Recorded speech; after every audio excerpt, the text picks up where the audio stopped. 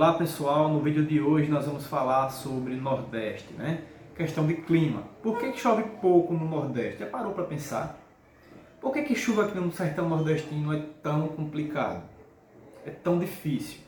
Vamos lá pessoal.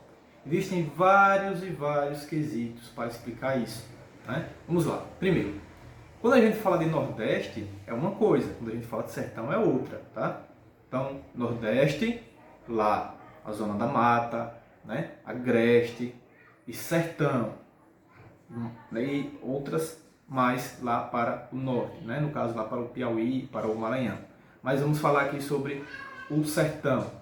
Quando a pergunta se refere ao sertão é outra coisa, né? Até porque o Nordeste, lá o litoral, tem chuvas constantes, mas aqui no sertão é muito raro. Por que isso acontece? Então vamos lá. Primeiro, chove no sertão, só que essas chuvas elas são mal distribuídas. Como assim? Chove muito em uma pequena área e muito pouco em outra, né? Uma área até próxima. Ou seja, são chuvas isoladas, são chuvas localizadas, certo pessoal?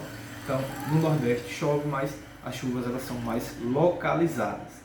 Primeira coisa, né? E a pluviosidade, ela é, como é que a gente pode dizer?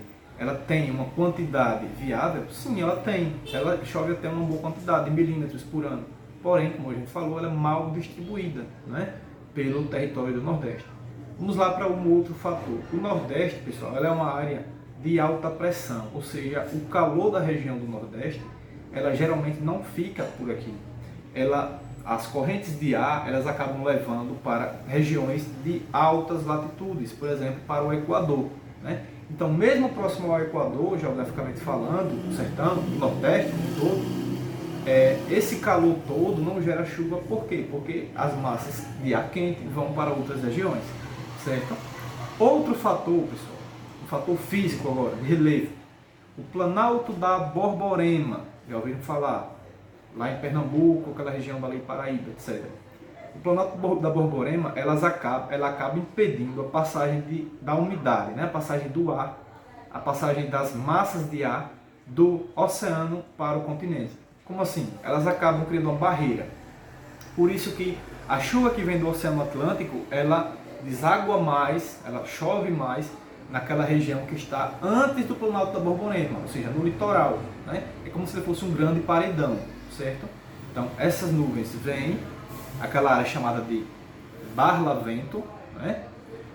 Aquela chuva vem, precipita ali, né? E não passa para a região chamada de solta-vento, o outro lado, né?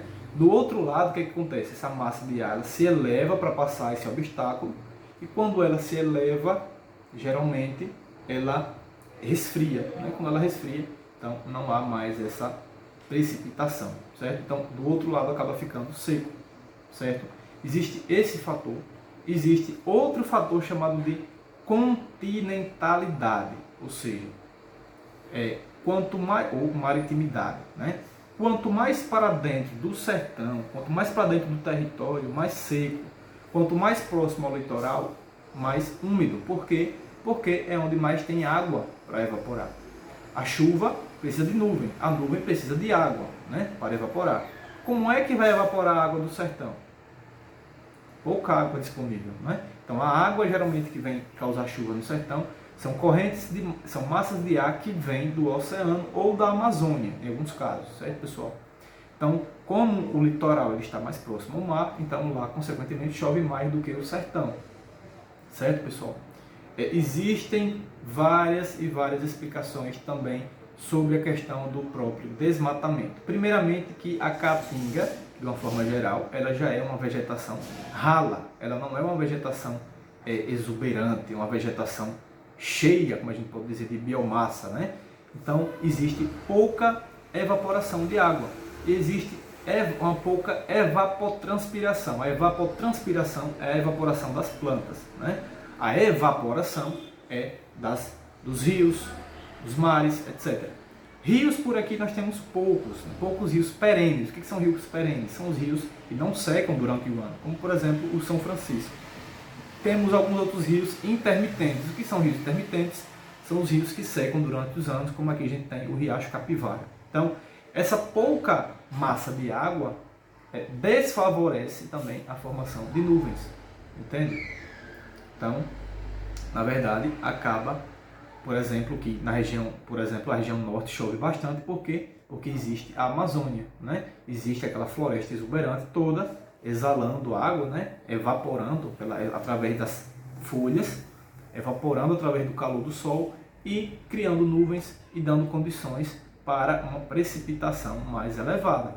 E isso ainda tem um agravante, o desmatamento, né? Nós sabemos que com o desmatamento avançando na região nordeste, a Caatinga sendo destruída, a Mata Atlântica, toda a vegetação de uma forma geral sendo destruída, cada vez mais as nuvens e a chuva começam a ficar mais raras por aqui, né? E sem falar também no processo de desertificação. Aqui no Nordeste temos áreas que estão virando desertos, em pleno Nordeste brasileiro. Por quê?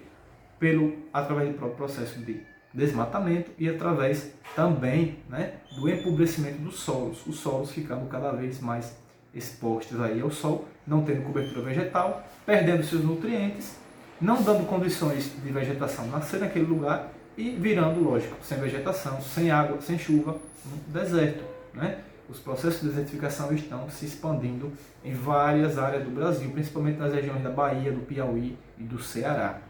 Certo, pessoal? Então foi isso. Se deu para entender bem, se não der, deixe nos comentários, nós podemos fazer uma parte 2 desse vídeo, né? Até porque envolve uma série de fatores. Esses foram alguns, né? Alguns dos, né? Existe também uma outra, pessoal, que é as correntes de ar. Vocês não podem esquecer disso, né? As áreas de baixa e de alta pressão. A Amazônia, por exemplo, quase toda a chuva da Amazônia, ela deságua lá mesmo, ou quando não, ela forma rios aéreos, né, chamados rios aéreos, e aquela corrente de ar acaba levando aquela chuva para o sudeste. É por isso que chove muito em São Paulo, é por isso que chove muito no Rio de Janeiro, em Minas Gerais, né? E ela não vem para o Nordeste, muito raramente, né? Então, foi isso, pessoal. Espero que tenham gostado. Deixem nos comentários o que acharam, se inscrevam, compartilhem, comentem, deixem sugestões para os próximos vídeos. Até mais!